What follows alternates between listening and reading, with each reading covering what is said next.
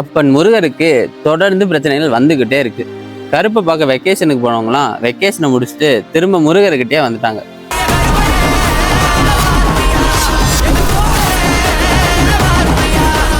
இப்போ என்ன பிரச்சனைனா, முருகன் வடக்குக்கு சொந்தமானவரா இல்லை தெற்குக்கு சொந்தமானவரான்றது தான் பிரச்சனையே. இப்போ இந்த பிரச்சனையா இவ்வளோ பெருசாக வெடிச்சிருக்குன்னா ஒரே ஒருத்தர் போட்ட ட்விட்ஸ்னால தான். மிஸ்டர் நாகவம்சின்றவர் ஜூனியர் என்டிஆர் வச்சுட்டு காட் ஆஃப் வார்னு ஒரு படம் எடுத்திருக்காரு.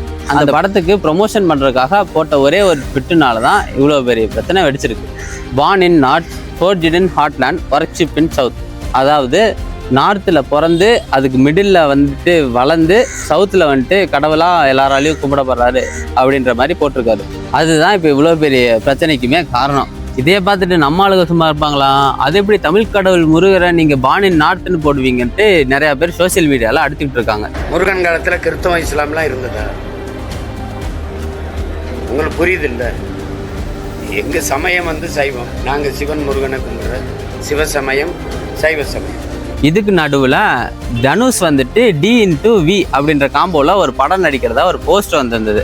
சரி, எல்லாருமே அந்த வி யாராக இருக்குன்னு பார்த்தா சரி வெங்கட் பிரபுவாக இருக்கும் அப்படின்னு தான் எல்லாருமே நினச்சிட்டு இருந்தாங்க. ஆனால் யாருமே எதிர்பார்க்காத மாதிரி தனுஷ் வெற்றிமாறன் காம்போவில் தமிழ் முருகர் அப்படின்ற டைட்டிலில் பார்ன் இன் நார்த் அப்படின்னு சொன்னவங்களுக்கு எல்லாருமே ரிவெஞ்ச் கொடுக்குற மாதிரி ஒரு ஃபர்ஸ்ட் லுக்கை ரிலீஸ் பண்ணியிருந்தாங்க.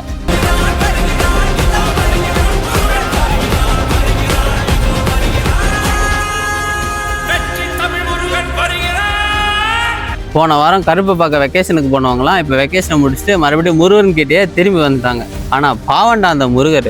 ஒருத்தர் என்னடானா முருகர் நார்த்துக்கு தான் சொந்தமானவர் அப்படின்னு சொல்லிட்டு ஒரு படம் இருக்கிறாரு. இன்னொருத்தர் என்னடானா மயிலை வச்சுக்கிட்டு கையில் அருவாளை வச்சுட்டு இருக்கிற மாதிரி ஒரு படம் இருக்கிறாரு. இப்போ வெற்றிமாறன் என்னடானா யானை மேலே உட்காந்துருக்கிற மாதிரி ஒரு ஃபர்ஸ்ட் லுக்கை ரிலீஸ் பண்ணுறாரு. இப்போ முருகரோட மைண்ட் வாய்ஸ் எப்படி இருக்கும் தெரியுமா? இப்போ நான் தான்டா ஊரோட டாப்ல இருக்கிறேன், மற்ற எல்லாவனுமே எனக்கு கீழே தான். சரி, இப்போ நீங்கள் என்ன நினைக்கிறீங்க?